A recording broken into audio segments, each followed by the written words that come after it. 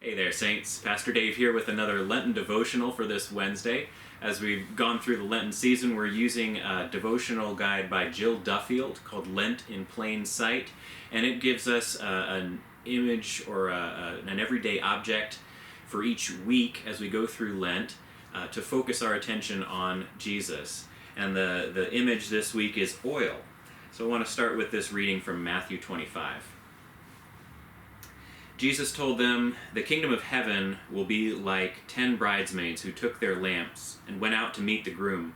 5 of them were foolish, and 5 were wise. When the foolish took their lamps, they didn't take oil with them, but the wise ones took oil in their flasks with their lamps. When the groom was delayed, they all became drowsy and fell asleep. In the middle of the night there was a shout, 'Here's the groom, come out to meet him!' And all the bridesmaids got up and trimmed their lamps. But the foolish ones said to the wise, 'Give us some of your oil, for our lamps are going out.' And the wise ones answered, 'No, there won't be enough for us and for you. Go instead to those who sell oil and buy some for yourselves.' When they'd gone out to buy some, the groom arrived, and those who were ready went in with him to the wedding banquet, and the door was shut." So this parable Jesus tells is it's really about readiness. It's about preparation. And in it you have 5 wise bridesmaids, 5 foolish bridesmaids, 5 who are prepared for whatever might happen, for the delay of the bridegroom. If the party takes longer to get started, they've brought extra oil with them. Oil was a really valuable commodity in the ancient days, as it served a lot of purposes. It was used in religious settings. It was used for anointing. It was used for cleaning and anointing wounds. It was used as lamp fuel. It was used as cooking oil. It was used for a lot of things. But these bridesmaids, using it as a light source, had thought ahead and realized maybe it'll take longer than expected for the groom to come. We need to be ready. 5 of them thought that way. 5 of them didn't.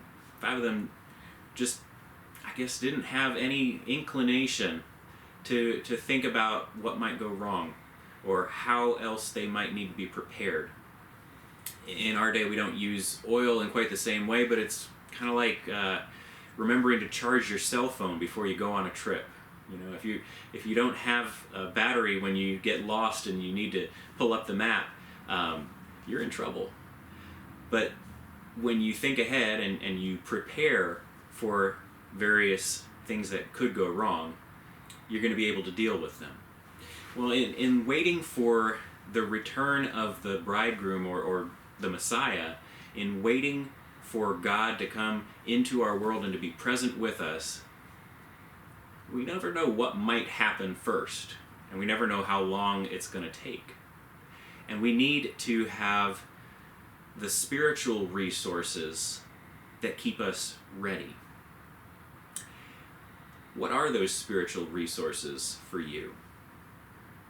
What are the things that help turn your attention toward God? That give you patience, that give you an ability to stay focused while you wait? I think it might be different for different folks. And I think that might have something to do with why the oil in the parable can't be shared.